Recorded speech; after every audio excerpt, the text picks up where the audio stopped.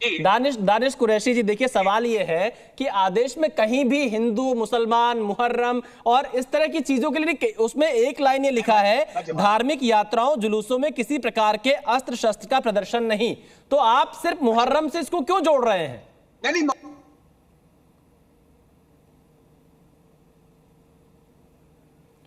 मुझे लगता है आप अपनी आवाज दबा रहे हैं म्यूट करके। आवाज आ रही है जी दानिश जी, मेरी आवाज? हाँ, लेकिन मैं आपको बताऊं, यहाँ किसी मुझे इससे आपत्ति नहीं है कि अकेले इससे प्रॉब्लम आपको ताजिया से प्रॉब्लम है। मैं ये कह रहा हूं कि ताजियादारी करने वाला जो एक बड़ा वर्ग है वो तो इन चीजों में मानता है, और तो मुसलसल पहले जो रमजान का उसका मुहर्रम का जो पहला चांद होता है से लेके 12वां चांद तक वो तो पैरों में चप्पल तक नहीं पहनता।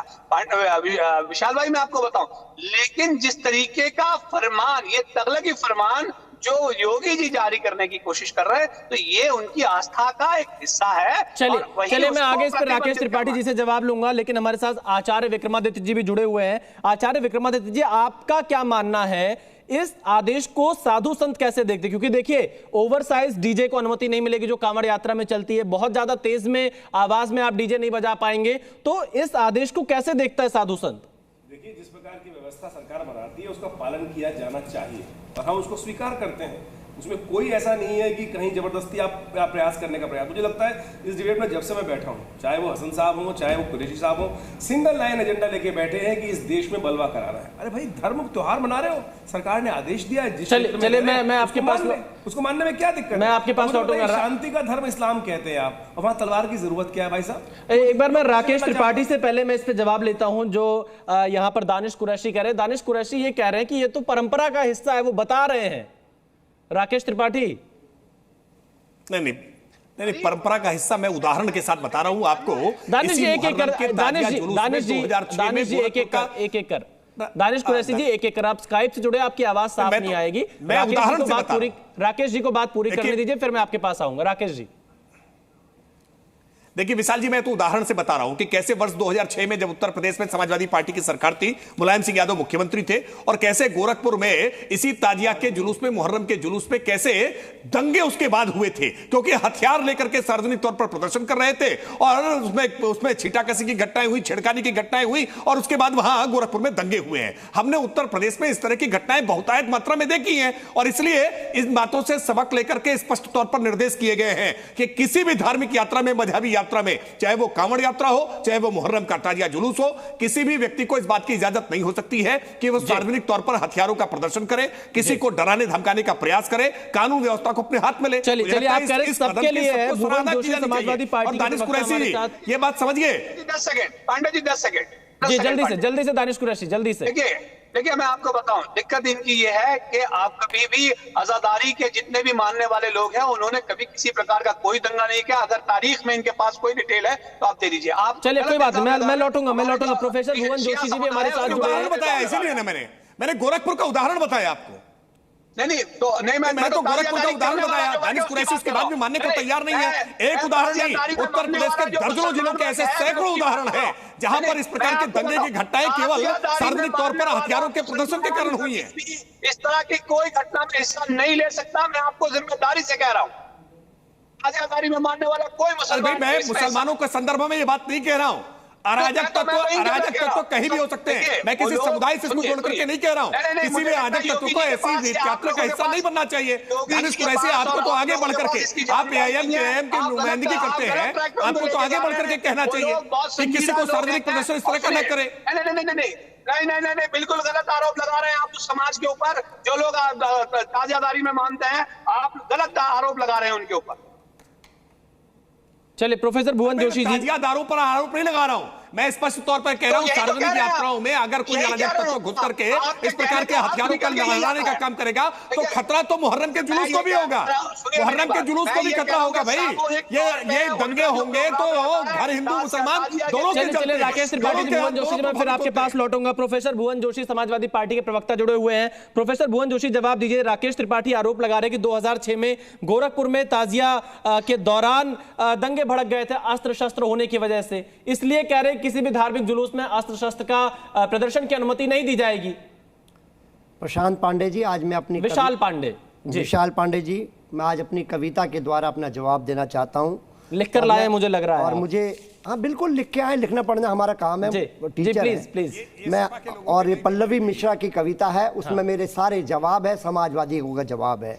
नफरत की आग जलने लगी है तेरे शहर में, ये बात आज खलने लगी है तेरे शहर में।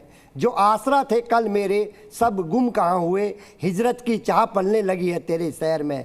मरने का मारने का ये दौर कहाँ आ गया, जीने की आस टलने लगी है तेरे शहर में। मेरे यहाँ से ठोर ठिकाना उजड़ गया, आधी अजीब चलने लगी है तेरे शहर में।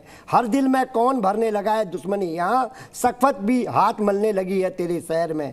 कुदरत खपा हुई न कहीं लाए जलजला, करवट जमी बदलने लगी है तेरे शहर में। काली घटा की कैद में वो कब तक रहे, जोशी जी, अब चांदनी मचलने लगी है तेरे शहर में। कहां जीने मरने तक पहुंच गए। बात हो रही है यहाँ पर ताजिया को लेकर, मुहर्रम को लेकर, कांवड़ यात्रा को लेकर, आप कहां। विशाल, इनसे पूछ लीजिए। मैं जवाब लेता हूं, त्रिपाठी जी, मैं आपके सवाल का जवाब दूं। पल्लवी मिश्रा ने कविता लिखी जिसको पढ़ रहे भुवन जोशी, ये पल्लवी मिश्रा ने मुजफ्फरनगर का दंगा देखने के बाद लिखी थी। ये बता दीजिए ना, मुजफ्फरनगर का दंगा देखने के बाद कभी नहीं कविता लिखी। मैं जवाब लेता हूं, राकेश जी, मैं जवाब लेता हूं। आपने जोशी जी जवाब मुजफ्फरनगर की बात कहकर मेरा दिल जीत लिया। मुझे याद आ गया मुजफ्फरनगर में कि आपका विधायक सैनी, वहां पर उसको कोर्ट के द्वारा सजा मिली, आप और हम वकील भी हैं, आप जानते हैं सजा मिली, और जनता की अदालत में समाजवादी पार्टी और गठबंधन ने आपको हराने का काम करा। मुजफ्फरनगर का सच कहने के लिए थैंक यू सो मच। और मैं आपको बताना चाहता हूं, ये देश 30 करोड़ उत्तर प्रदेश वासियों ने